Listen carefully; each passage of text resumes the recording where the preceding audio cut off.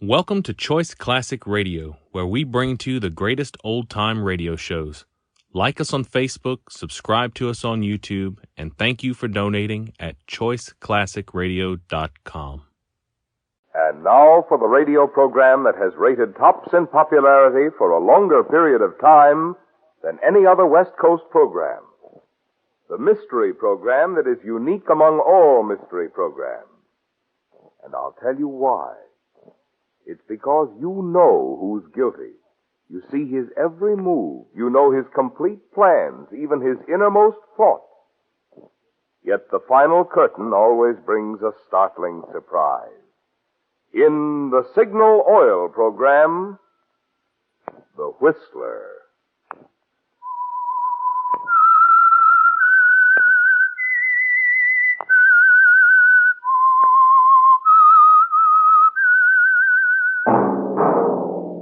That whistle is your signal for the Signal Oil program, The Whistler.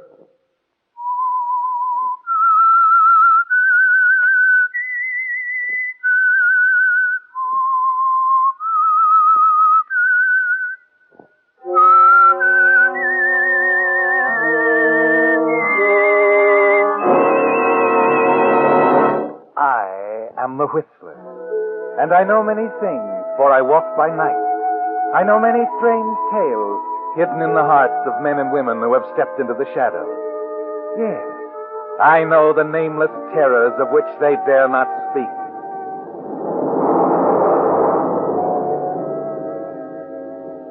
Yes, friends, it's The Whistler. For the tops in entertainment. And for the tops in gasoline quality, it's Signal. It takes extra quality, you know, to give you extra mileage. And Signal is the famous Go Farther gasoline. So look for the Signal circle sign in yellow and black that identifies friendly independent signal stations from Canada to Mexico. And now the Whistler's strange story. Farewell Party.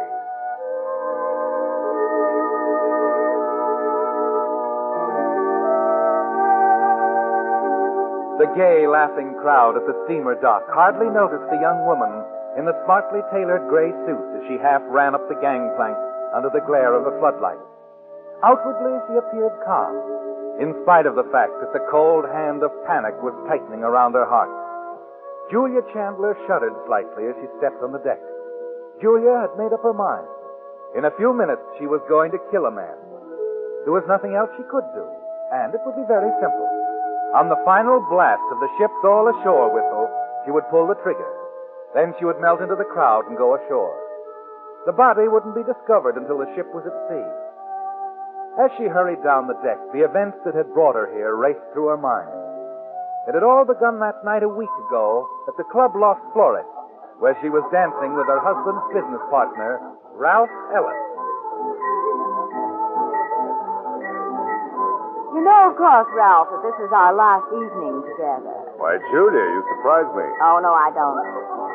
Why do you think I've avoided seeing you the past few weeks? The sort of thing has to end somewhere. Oh, I suppose. Let's just say that we dance to Barney together, make beautiful music and all that, but, my husband is coming home. Oh, he didn't let me know. How inconsiderate. Once in a while, Bruce does put me before business. Yes. And I'm still only a junior partner, huh? Oh, yes. I'll try to do something about that for you. Always good to have an in with a boss. Naturally, you'll bear in mind that the boss wouldn't be at all cooperative if he thought that I'm not a child, Julia. However, I don't think that even you can help me with the firm. I'm not sure I'm cut out for the work. I'm sure you're not cut out for any work. Always the sweet, gentle answer. Huh? Handle anything, couldn't you, Julia? Perhaps. I wonder, are you really tired of me? Or is it that restlessness of yours again? I wasn't aware that I was restless. Oh, come on, Julia. I know you better than that. You were bored with having no money, and then Bruce came along, and so you married him. Oh, really, Ralph? But then you found out that married life could be boring, too. And fortunately, I came along. Who's taking my place, Julia? Is it that singing teacher of yours, Gregory Blaine? You're being very difficult tonight, Ralph. Oh, if it is the singing teacher, what does he have to offer? A career, fame, or a more exciting romance? If you don't mind, I want to leave now, Ralph. You didn't answer my question. I didn't have to. I told you. My husband is coming home. That's all there is to it. All right, Julia, have it your way. But wouldn't it be simpler if I just dropped you at Gregory's studio?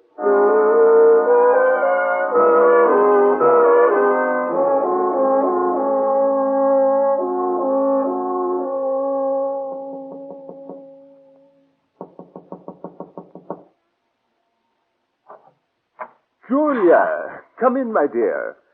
I'm sorry to make it so late, Gregory, but it was Ralph.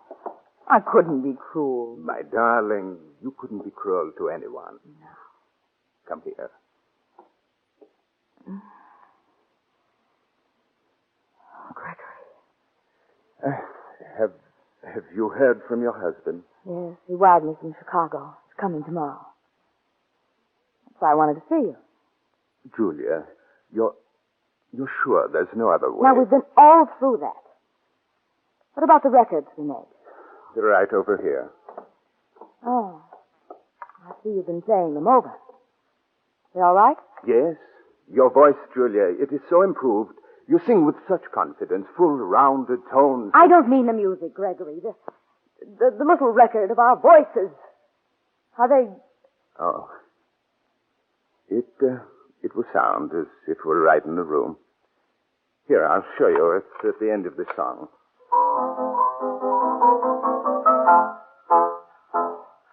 Beautiful. Beautiful, my dear. Oh, thank you, Gregory. You've helped me so. Now, we will try it again.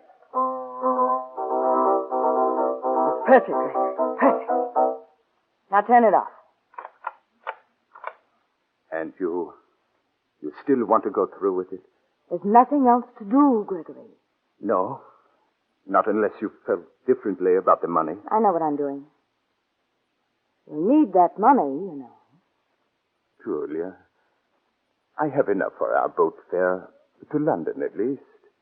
I have my reservation already, and once there I could give singing lessons. You're going to give all your lessons to me.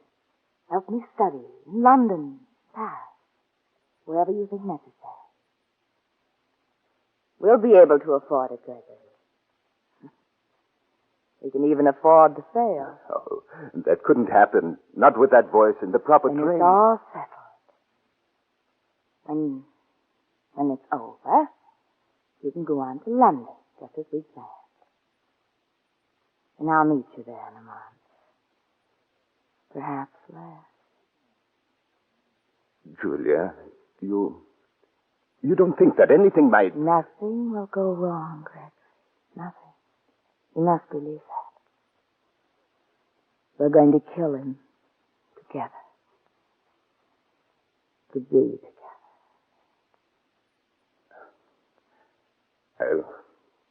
I'll be waiting to hear from you, Julia. You don't have to come back again. Just call. Gregory. Yes? Kiss me goodnight.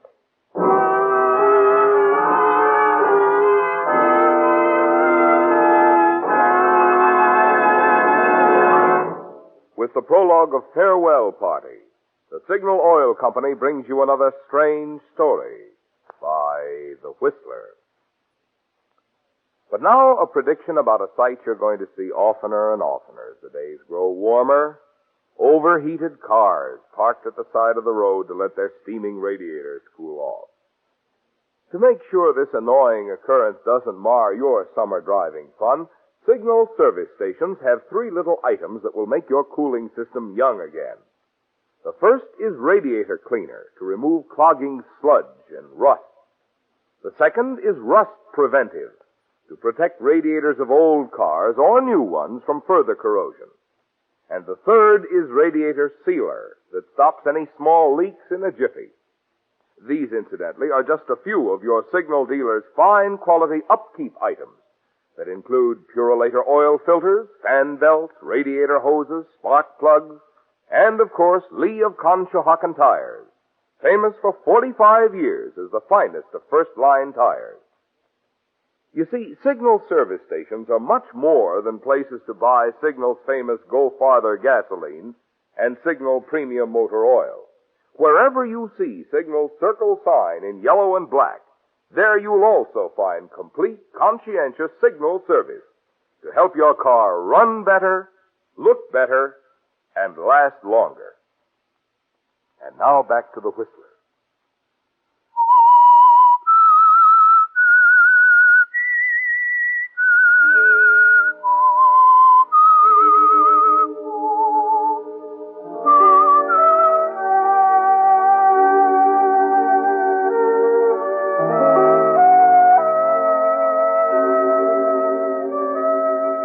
It was a long search, wasn't it, Julia? Trying to discover what you really wanted out of life. But at last you've decided, and it's quite simple. A career of singing, your devoted teacher, Gregory, as your husband, and the security of wealth that will automatically be yours with the death of Bruce Chandler, your present husband. It's all running through your mind as you drive home, winding up the steep grade of Canyon Road, maneuvering its sharp turns. You've always hated the big house on the hill, tolerated it just as you've tolerated Bruce. But it's important now, isn't it? Desirable. The hill, the sharp turns over the canyon hundreds of feet below, the entire isolated setting. Yes, it's important, because it's a setting for murder, Julia. Your husband, Bruce's murder.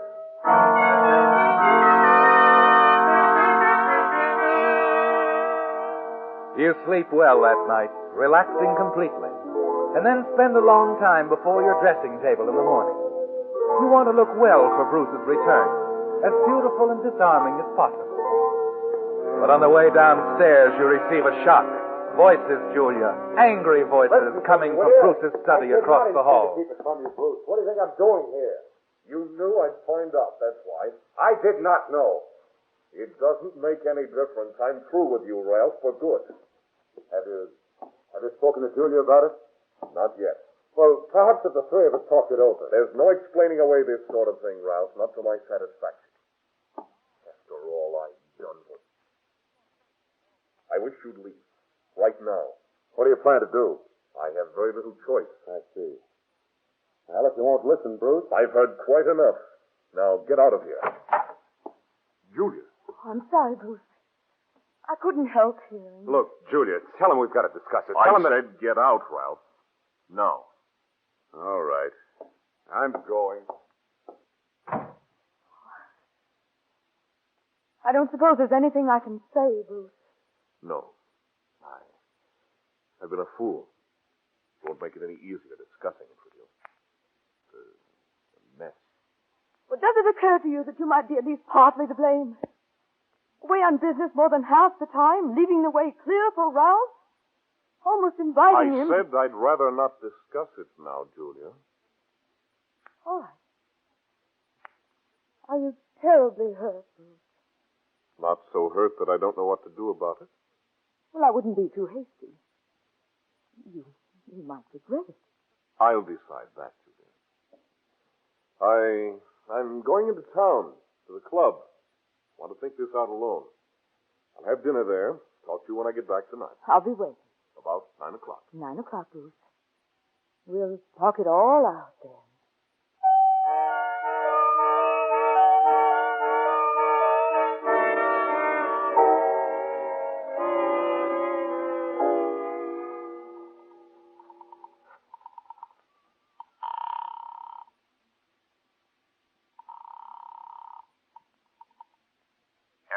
Gregory. Julia, what is it? I didn't expect to hear from Something's happened. I can't tell you now. But, my singing lesson? Your sing? Yes? It has to be tonight. Tonight? Yes, it's the only way, Gregory, to keep him from changing things. Will you be here? What time? He's coming home at 9. You better be here by 8:30. But, I'll be there, Julia. And bring the record. Of course. And, Gregory, Yes, Julia? it's going to be all right. You'll see. Everything is going to be all right.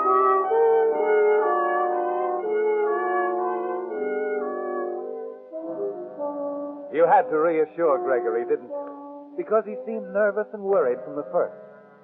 You're not exactly at ease yourself with the demand for action thrust upon you so suddenly. You can't help wishing that Bruce hadn't learned about you and Ralph, that you could have arranged your own schedule. But life doesn't always go according to plan, does it, Julia? No. And as Bruce will soon learn, neither does death.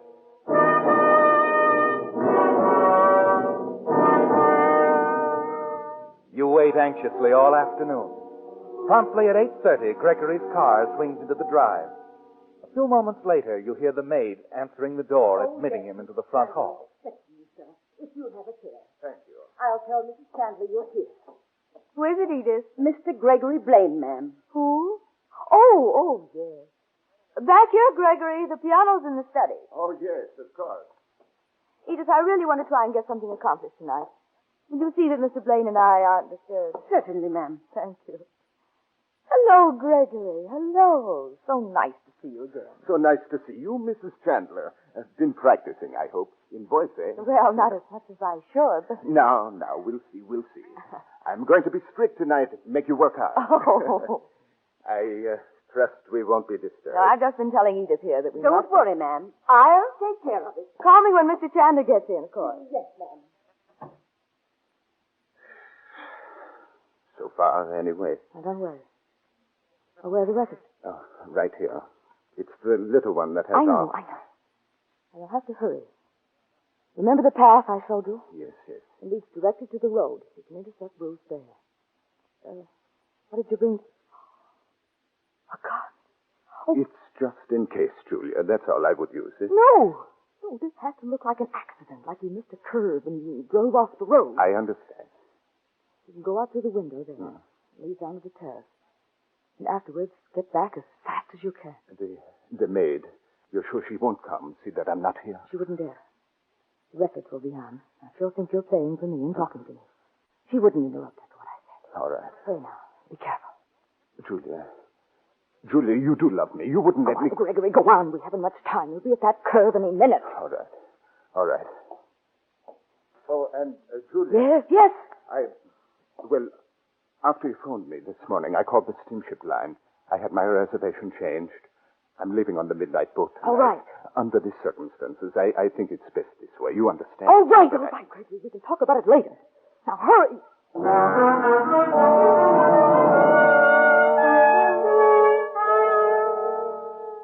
It's underway, Julia. Your plan to eliminate your husband, the answer to everything. You watch Gregory climb out the open window and move off into the darkness. You stand there for several seconds, visualizing all that's going to happen. In your mind, you see Bruce's open convertible winding slowly up the treacherous road, stopping as Gregory steps out into the glare of the headlights. You picture the sudden movement as he strikes, and then you see Bruce slump over the steering wheel, Greg starting the car, and then letting it roll over the embankment.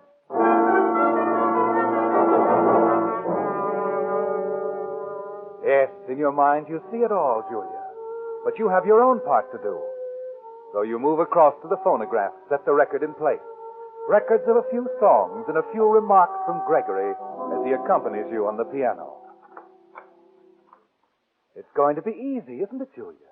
With no chance of you or Gregory becoming involved. You start over to the window as Gregory begins the introduction of the song and the record. You wonder how things are going for Gregory as you hear his voice in the record prompting you to begin. Now a few bars more, and you will begin. Bruce. Hello, Julia. I'll shut this off a minute if you don't mind. What happened, Bruce? I thought you weren't coming back until... 9. I know. It just didn't take me that long to make up my mind, Julia. Oh? That's funny.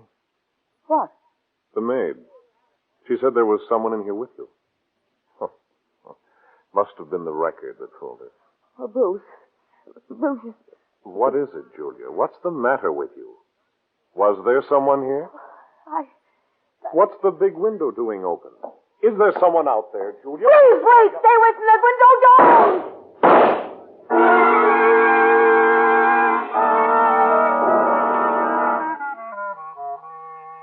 Don't! For more than a minute, you stand there, frozen in the middle of the room, as your husband sinks to the floor. Without even going to him, you know that he's dead. That somehow Gregory has ruined everything. Completely destroyed your pat little plan of an accidental death on Canyon Road. Worse, Julia, is the realization that you, too, will have to pay for the stupidity. Already you can hear Edith hurrying down the stairs. You turn toward the door and stop at the sound of Gregory coming back in through the window, gun in hand. There's still a chance for you, isn't there, Julia? And you're going to take it. Rose!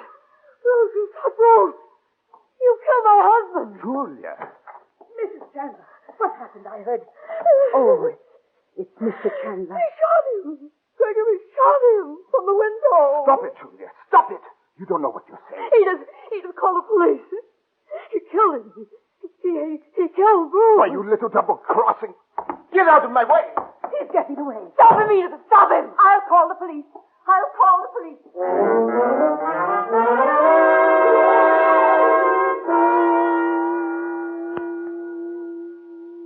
And that's all you can tell us, eh, Mrs. Chandler? Well, there isn't anything else, Lieutenant. It all happened so fast.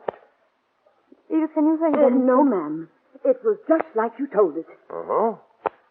Shot him from the window, you say? Odd. He'd left through the French doors there.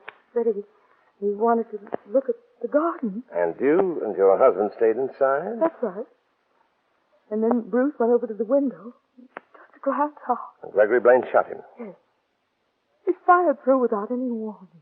Oh, have you any idea why he did this, Mrs. Chandler? Well, my husband Bruce, he never approved of my studying voice. Oh. He didn't say anything at first. But after Mr. Blaine stepped outside, Bruce admitted that he'd seen him in town. Told him never to come out here. Oh, but to kill someone over a thing like that. No, it couldn't. I don't know, Mrs. Chandler. Some of these musical guys are pretty strange. Well, I'll try to run him down. And you'll start looking for him right away. Sure. Start a full-scale manhunt if we have any trouble. Don't worry, Mrs. Chandler. We'll get him sooner or later. Then we'll have all the reasons. Thank you, Lieutenant. Edith, will you show Oh, them... never mind, Mrs. Chandler. I can find my way. My man in the coroner will take care of everything. Now, you'd better get some rest. You don't look so good.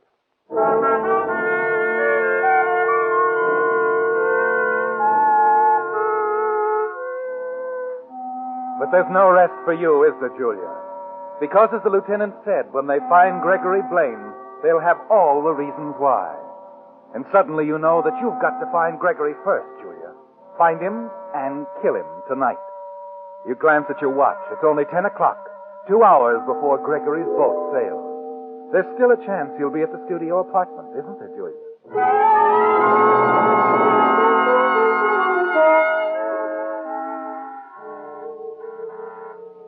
You looking for him too, ladies? Oh, what? Gregory Blaine. That who you want? Yes. Someone else been looking for him? Mm-hmm. The police. They was looking for him. Oh, fine lot of sleep I'll get tonight.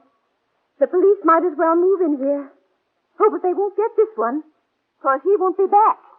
Did he tell you that? Oh, he didn't have to.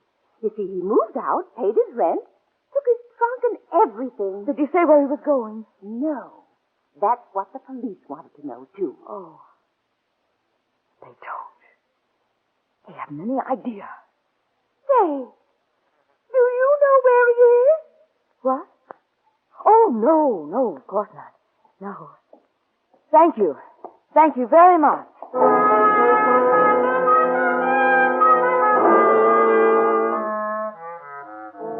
But you do know, don't you, Julia? And there's still time to reach Gregory before the boat sails. At the steamer docks, you check the sailings, drive down to Pier 29. There's a gay crowd of passengers at the gangplank, surrounded by friends who have come to see them off. You move through them unnoticed and go aboard, timing your movement so you can reach Greg and kill him during the last blast of the ship's whistle. Excuse me.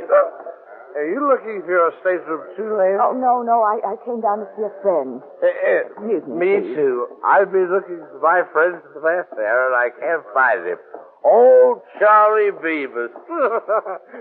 You wouldn't be looking for old Tommy Beaver's Sue, would you? No. I can't understand it. Charlie promised he'd come down to see me off.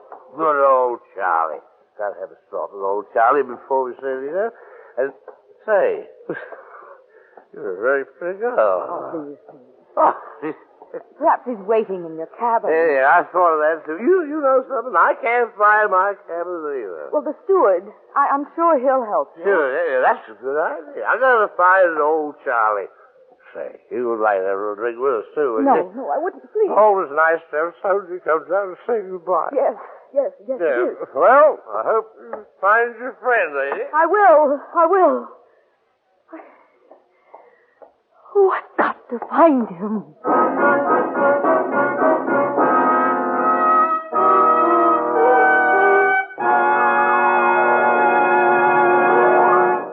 The Whistler will return in just a moment with a strange ending to tonight's story. Meantime, since you're going to be passing a lot of signal service stations during your summer driving, I thought you'd like to know a little more about the organization that brings you the Whistler and the policies it stands for. First of all, Signal products have always been sold only through independently operated stations. The reason? Signal believes that a man who has his own money invested in his own business naturally has more incentive to serve you better. Secondly, because you want top-quality products for your car, every Signal service station is backed by an organization that serves almost 2,000 Signal dealers with facilities to bring you every latest advance in petroleum science. Do drivers like this combination of Signal's personalized service plus fine quality Signal products? Well, just consider the facts. From a mere handful of dealers in Southern California, Signal has grown and grown. Until today, Signal stations serve 6 Pacific Coast states from Canada to Mexico. For extra driving pleasure, extra performance from your car, why don't you too join the Switch to Signal, the famous Go Farther gasoline? And now back to the Whistler.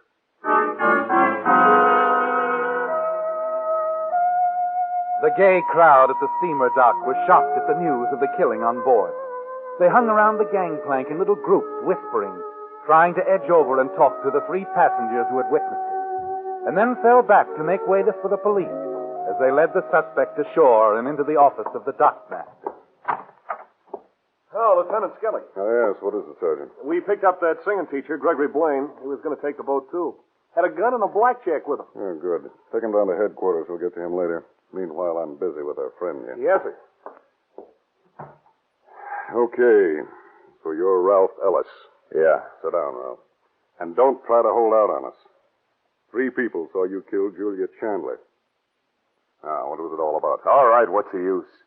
I had an argument with her husband. We're business partners. Not an argument. Over her? No, nothing like that. It was about some funds, company funds I'd mishandled. He was going to turn the matter over to the police. I see. I was trying to get out of the country, and this was the first boat leaving. When I saw her coming along the deck, well, I figured she was after me, that's all. And why should Mrs. Chandler be after you? Because she must have seen me at the window a couple of hours ago when what, Ralph? When I killed her husband.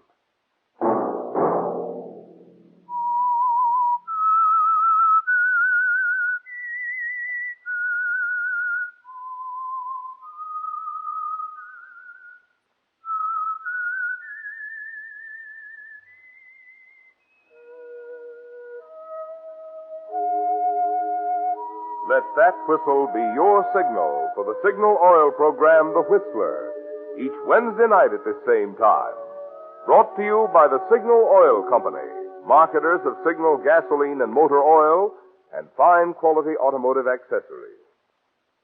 Signal has asked me to remind you, to get the most driving pleasure, drive at sensible speeds, be courteous, and obey traffic regulations. It may save a life. Possibly your own.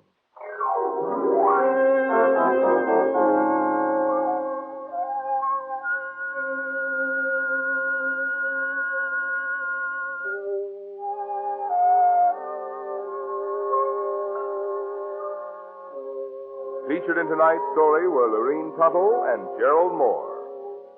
The Whistler was written by Bob Gray with music by Wilbur Hatch and was transmitted to our troops overseas by the Armed Forces Radio Service. Remember, at the same time next Wednesday, another strange tale by The Whistler. Marvin Miller speaking. This is CBS, the Columbia Broadcasting System.